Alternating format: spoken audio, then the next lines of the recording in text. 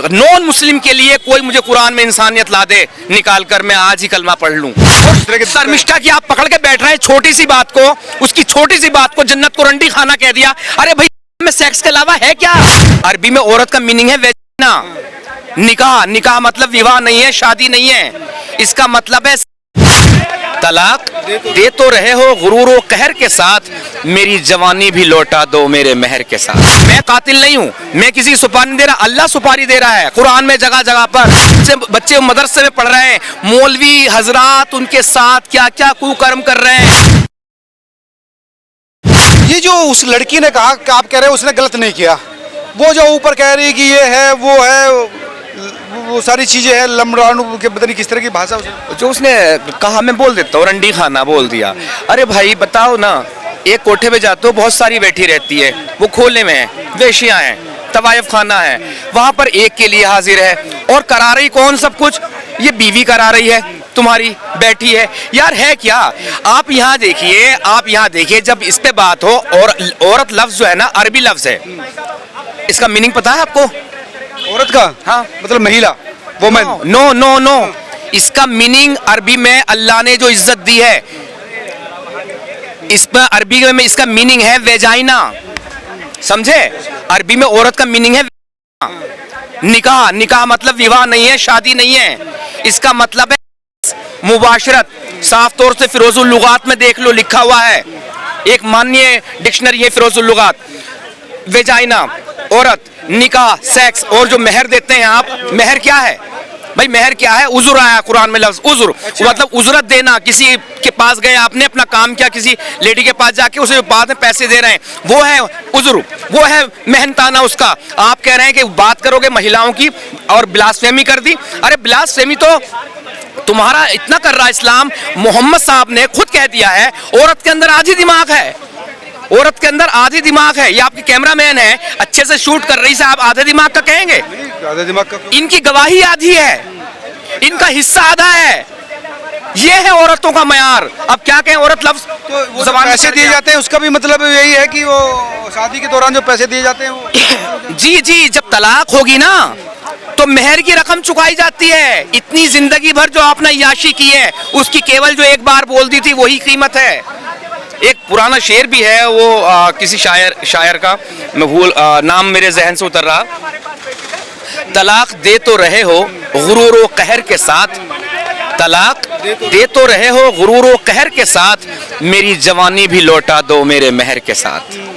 कितना बड़ा दर्द छुपा है इसमें, कितना बड़ा दर्द छुपा है। और ये बात कर रहे हैं ब्लास्फेमी की।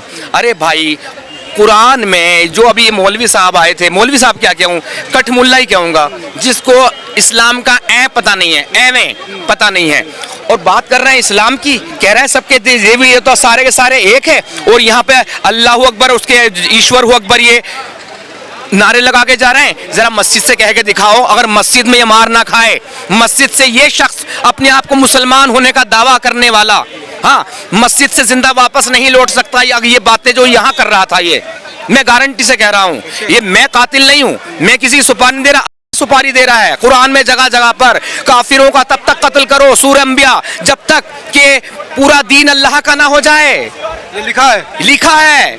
उस दिन हमने धरना प्रदर्शन किया था, आप तो उसमें आए थे, देखा था, वो एक आयत बड़े बड़े उसमें लगी हुई थी, ये सूरह तौबा की 28 आयत। क्या कह रहे? तुम नजस हो, नजस मतलब तुम मलमूत्र हो, तुम टट्टी पोटी पेशाब व पखाना हो। ये ब्लास्फेमी नहीं है, ये अच्छी चीज है। नहीं गलत है, वो गलत है। और शर्मिष्ठा की आप पकड़ के बैठ रहे हैं छोटी सी बात को, उसकी छोटी सी बात को जन्नत को रंडी खाना कह दिया। अरे भाई हम में सेक्स के अलावा है क्या? चाची की ले लो, फूफी की, चाची की बेटी, फूफी की बेटी, मामा की बेटी, खाला की बेटी, और तो और चाचा मर जाए, इसे तलाक दे दे अपनी बीवी को, तो चाची से भी जायज उससे शादी कर सकते हो। मामा अगर मर जाए या अपनी बीवी को तलाक दे दे तो उससे भी शादी कर सकते हो। अगर खाला को तलाक दे दे, मर जाए, तो एक लड़की अपने खालू से शादी कर सकती है। अगर फूफी मर जाए और या फूफी को तलाक दे दे फूफा, तो एक लड़की अपने फूफा से शादी कर सकती है। यह है इस्लाम। जितना अंदर घुसते हैं ना, उतना ही मिलता है, उतना ही मतलब गंदगी मिलती है। आप शर्मिष्ठा के लिए ऐसी बात कर रहे हैं भाई? किस मुंह से बात कर रहे हो? तुम सरतन से जुदा के नारे लगा रहे हो, उसे सामूहिक बलात्कार की धमकी दे रहे हो। क्या इस पर केस नहीं होना चाहिए? वो लोग उल्टे नहीं लटकने चाहिए जो इस तरह की धमकी दे रहे हैं? जब आपने रिपोर्ट संविधान के रूप से कराई है तो सारी कार्यवाही संविधान के रूप से होगी। एक लड़की को तुम रेप की सजा दे रहे हो, बलात्कार करने की सजा दे रहे हो, ये कैसे हो? मगर इनके लिए संविधान कुछ नहीं करने वाला। धमकी दे रहे हैं, उसने बलात्कार थोड़े किया, ठीक है उसने गलती की है, अगर किसी की भावना को किया है, मगर इनका संविधान कुछ नहीं बिगाड़ने वाला, ये हमें पता है। हम चूं भी करें तो इनको लगता है कि हमने पता नहीं क्या कर दिया और ये कुछ भी कर लें, कुछ नहीं। देखिए कितने सरतन से जुदा आज तक किए। सलमान मोमिका उस कंट्री में रहता है, क्या नाम इसका, जहाँ 2-2.5% मुश्किल से होंगे, वहां उसको बीच मतलब गोली मार दी जाती है, जबकि उसका केस चल रहा था अदालत में। उसे परसों को अदालत में जाना है, न्यायालय में जाना है, उससे 2 दिन पहले इन्होंने निपटा दिया। तो ये तो अपने फैसले खुद करने वाले हैं। केवल और केवल सिर्फ और सिर्फ संविधान को उसी जगह पर मानते हैं जहां ये फंसते हैं, वरना अगर इन्हें फंसे तो संविधान को कहीं नहीं मानते। आपने मुस्लिम धर्म क्यों छोड़ दिया?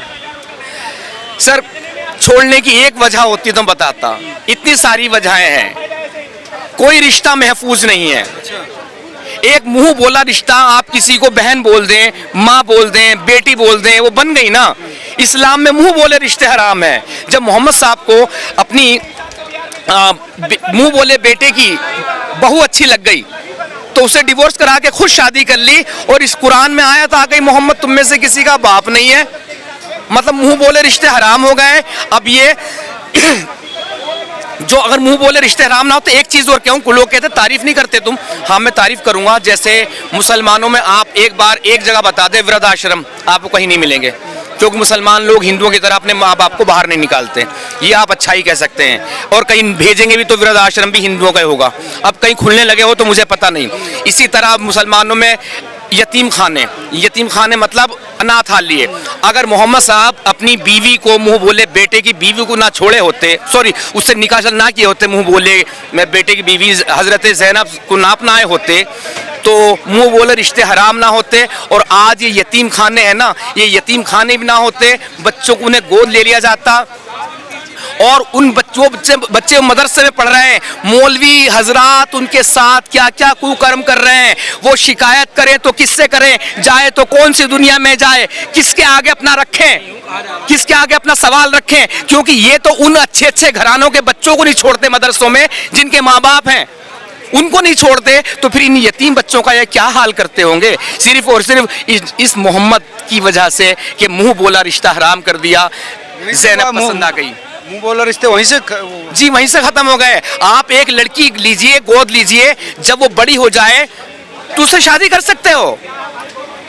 लिखा है कहीं? हाँ लिखा है भाई साहब। ईरान में तो ऑफिशियल कर दिया, 11 साल की एक बच्ची गोद लो, 11 साल की हो जाए तो उससे शादी कर लो। आप चेक कर लो ईरान की ऑफिशियल वेबसाइट पे, उसने जायज कर दिया। और ये इनाम सिर्फ मर्दों के लिए नहीं है, औरतों के लिए भी है। एक औरत भी एक बच्चे को गोद में लेके छोटा सा, जब वो सेक्सुअल एक्टिव हो जाए, एडल्ट हो जाए, तो वो खुद उससे शादी कर सकती है। क्योंकि यही तो कारण है, अगर एक बेटी तुमने गोद ले ली, जब वो बड़ी होगी तो तुमसे पर्दा करेगी, क्योंकि तुम उसके लिए निकाह में आ सकते हो। एक बच्चे को गोद ले लिया, बच्चा बड़ा हो तो उसकी माँ को उससे पर्दा करना होगा, क्योंकि वो उससे भी निकाह किया जा सकता है। जी कहाँ तक जाओगे आप? बात शर्मिष्ठा की करते हो यार। शर्मिष्ठा ने ब्लास्फेमी की, शर्मिष्ठा ने ब्लास्फेमी की। अरे शर्मिष्ठा ने कुछ नहीं किया। और नुपुर शर्मा ने क्या कहा था? नुपुर शर्मा ने भी तो वही बोला था ना, एक इंसान 6 साल की बच्ची से शादी कर रहा 53 साल की उम्र में, और जब वो 9 साल की हो जाती है तो उसके साथ हम बिस्तरी कर रहा है। यही तो बोला था नुपुर शर्मा ने भी। हम तो इस्लाम से आते हैं, हम तो बताते हैं ना सच्चाई क्या है। देख लो सच्चाई क्या, इंसानियत है कहाँ। नॉन मुस्लिम के लिए कोई मुझे कुरान में इंसानियत ला दे निकाल कर, मैं आज ही कलमा पढ़ लूं, आज ही कलमा पढ़ लूं, फिर से मुसलमान बन जाऊं कि हाँ गैर मुस्लिमों के लिए इस्लाम में मोहब्बत है। बस सर इतना ही कहना था मुझे। बाकी शर्मिष्ठा बाइज्जत बरी नहीं होना, बल्कि क्या होगा आरोप मुक्त हो, उसके ऊपर कोई आरोप नहीं है। और वो जिन्होंने रिपोर्ट कराई है वो खुद ब्लास्फेमी बहुत सारी किया हुआ है, मैं जो देख रहा हूँ, उसके ऊपर केस होने चाहिए, उसे सजा मिलनी ही चाहिए। उसके ऊपर भी केस हुआ वैसे, लेकिन पुलिस को उसे भी ऐसे उठा के लाना चाहिए, ऐसी इसी तरह से उठा के लाना चाहिए। असम में केस हो गया उसके ऊपर। जी हो तो गया केस, लेकिन हमारी पुलिस लेके आ पाएगी जैसे ममता बनर्जी की लेके आ गई? उसको भी ऐसे उठा के लाना चाहिए। और इसमें एक बात और सामने आई मेरे, इसमें जो किसी जिम्मेदार आदमी के मुंह से सुनी थी, अगर ये सच बात है तो जब कहीं की भी कोई पुलिस जाती है तो उस कदर के थाने से कांटेक्ट करती है ना, लीगल प्रोसेस होता, उस थाने से भी नहीं बोला पुलिस ने, वहां भी कोई मंजूरी नहीं ली, परमिशन नहीं ली, डायरेक्टली उठा के चली गई, डायरेक्ट उठा के ले गई। यार ये पुलिस का, ये तो गुंडेगर्दी हो गई, ये तो गुंडे हो गए ना, सुपारी लेके आए किसी से, ये तो वाली बात हो गई ना, अगवा करना किसी को। बिल्कुल, ये तो गलत है ना, बाय रूल भी अगर देखें तो वो भी गलत है। अब इनसे किडनैपिंग कहेंगे आप? किडनैपिंग कहेंगे, ये किडनैपिंग है यार। जितना भी आप देखें ये जो है इस्लाम में दोस्तों सबको पता है। बस मैं इसी के साथ इजाज़त चाहूँगा और कहूँगा कि मेरा भी एक छोटा सा चैनल है जिसका नाम है ईमान वाला काफिर, उस पर गिरगिट का लोगो लगा हुआ है। प्यारे दोस्तों उस पर आइए, उसे लाइक शेयर सब्सक्राइब कीजिए। और वो चैनल डीमोनेटाइज कर दिया है यूट्यूब ने, वो कभी मोनेटाइज तो नहीं होगा, लेकिन मेरे जज्बात मेरी बातें उस पर चली जाती है, इतना ही काफ़ी है। जय हिंद, वंदे मातरम।